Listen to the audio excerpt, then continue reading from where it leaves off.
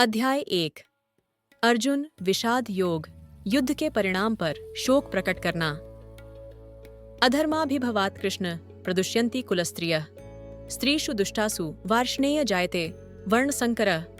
अधर्म की प्रबलता के साथ हे कृष्ण, कुल की स्त्रियां दूषित हो जाती हैं और स्त्रियों के दुराचारिणी होने से हे वृषनिवंशी अवांछित संतानें जन्म लेती हैं।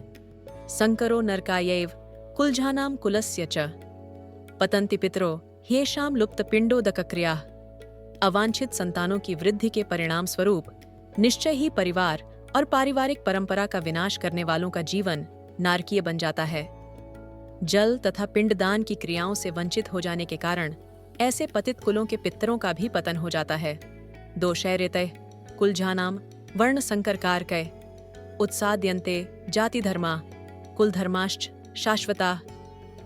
अपने दुष्कर्मों से कुल परंपरा का विनाश करने वाले दुराचारियों के कारण समाज में अवांछित संतानों की वृद्धि होती है और विविध प्रकार की सामुदायिक और परिवार कल्याण की गतिविधियों का भी विनाश हो जाता है।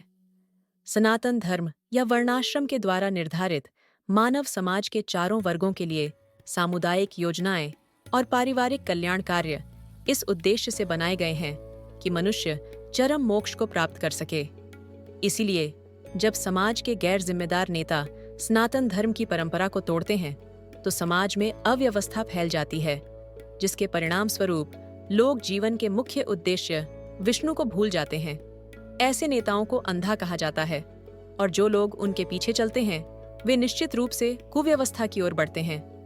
उत्सन्न कुल धारमाणान मनुष्याणाम जनार्दन नरके नियतम वासो भवतीत्यनुशुश्रुम।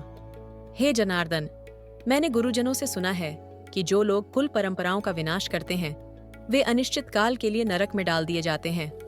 अहोबत महत् पापं कर्तुं व्यवसिता वयम् यद्राज्य सुखलोभेन हन्तुं स्वजनमुद्यताः यदि मां प्रतिकारमशस्त्रं शस्त्रपाणयः धार्तराष्ट्रारणे हन्युस्तन्मे क्षेमतरम भवेत्। ओह, कितने आश्चर्य की बात है कि हम मानसिक रूप से इस महापापजन्य कर्म करने के लिए उद्यत हैं। राज सुख भोगने की इच्छा के प्रयोजन से हम अपने वंशजों का वध करना चाहते हैं। यदि धृतराष्ट्र के शस्त्रयुक्त पुत्र मुंह निहत्थे को रणभूमि में प्रतिरोध किए बिना भी मार देते हैं तब यह मेरे लिए श्रेयस्कर होगा। अर्जुन ने निकट युद्ध के कई दुष्परिणामों का उल्लेख किया, लेकिन वह यह नहीं समझ पा रहा था कि अगर दुर्योधन जैसे दुष्ट लोग समाज में फलने फूलने का मौका पाएंगे तो इसके परिणाम स्वरूप पाप और भी अधिक बढ़ जाएगा। वह अपने आश्चर्य को प्रकट करने के लिए अहो शब्द का उपयोग करता है, जिसका अर्थ है भयंकर परिणाम। अर्जुन कहता है, यह कितनी अचरज की बात है कि हमने युद्ध का निर्णय लेकर पाप किया है, जबकि हम इसके दुष्परिणामों से भली भांति अवगत हैं। यह अक्सर देखने में आता है कि लोग अपनी गलतियों को पहचानने में असमर्थ होते हैं और इसके लिए परिस्थितियों और दूसरों को जिम्मेदार ठहराते हैं। इसी प्रकार अर्जुन ने यह महसूस किया कि धृतराष्ट्र के पुत्र लोभ से प्रेरित थे, लेकिन वह इस तथ्य की ओर ध्यान नहीं दे सका कि उसके संवेदनशील विचार लोकातीत मनोभाव नहीं हैं, बल्कि अपने शरीर को पहचानने की अज्ञानता और सांसारिक आसक्ति पर आधारित हैं। अर्जुन के सभी तर्कों का जटिलता इस बात में थी कि वह अपने शारीरिक मोह, हृदय की कमजोरी और कर्तव्य पालन की अनिच्छा से उत्पन्न मोह को न्यायसंगत ठहराने के लिए उनका सहारा ले रहा था। आने वाले अध्यायों में भगवान श्री कृष्ण यह स्पष्ट करेंगे कि अर्जुन के तर्क क्यों अनुचित थे। संजय उवाच एव मुक्त्वार्जुनः संख्ये रथोपस्थ उपाविशत विसृज्य सशरम चापम शोक संविघ्न मानसः।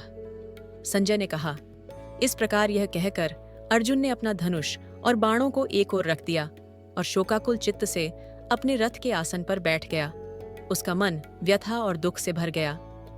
यहाँ मनुष्य वार्तालाप के दौरान अक्सर अपनी भावनाओं में खो जाता है और इसी कारण अर्जुन ने इस अध्याय के 28वें श्लोक में जो विषाद व्यक्त किया था वह अब अपनी चरम सीमा पर पहुंच चुका था।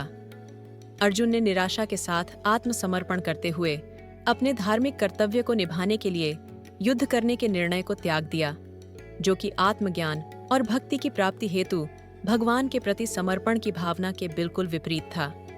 यहाँ यह स्पष्ट करना आवश्यक है कि अर्जुन किसी नवदीक्षित की तरह आध्यात्मिक ज्ञान से रहित नहीं था, वह स्वर्ग में भी रह चुका था और अपने पिता स्वर्ग के सम्राट इंद्र से शिक्षा प्राप्त कर चुका था।